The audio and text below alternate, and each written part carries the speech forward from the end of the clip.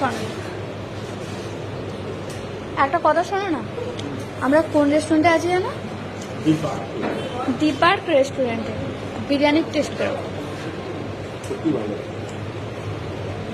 মানে তারকেশ্বরে অনেক জায়গাতেই বিরিয়ানি খেয়েছি, কিন্তু এখন এটারই বলতে গেলে প্রেমে পড়ে গেছি।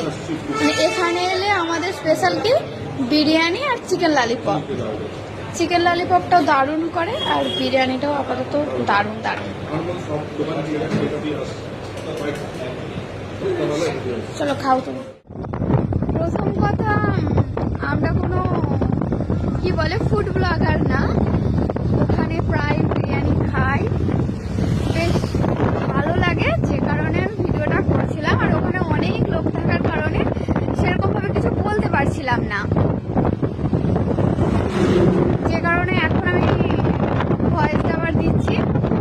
যাই বা হোক, তারকেশ্বরে অনেক সময় বিরিয়ানি খাই, এদিক ওদিক সেদিক, সে যার যেখানে ভালো লাগে। কিন্তু সাধারণত আমরা সব দোকানেই, মানে সব রেস্টুরেন্ট নর্মাল বিরিয়ানির দোকানে বিরিয়ানি ট্রাই করেছি, যখন যেখানে ভালো লেগে খেয়েছি। কিন্তু এখানে খাওয়ার পর থেকে এতই ভালো বিরিয়ানিটা, আর অন্য কোথাও খেতে ভালো লাগে না।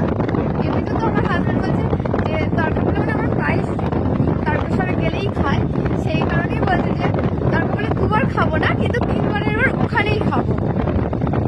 আর সেই কারণেই আমিও ভিডিও করেছিলাম যে এতটাই সুন্দর বিরিয়ানিটা, আমি কি বলবো, যেমন সব সেরকমভাবে অতটা অয়েল না, কারণ সব অনেক রেস্টুরেন্টে দেখেছি মানে বিরিয়ানিতে প্রচুর পরিমাণে তেল একটা চ্যাপচ্যাপ করে, যেটা এখানে না।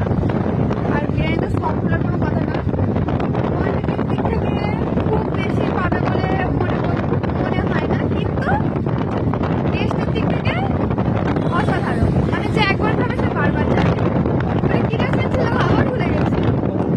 হ্যাঁ, দীপার্ক রেস্টুরেন্ট যাই, কিন্তু মাঝে মাঝে নামটা ভুলে যাই, কারণ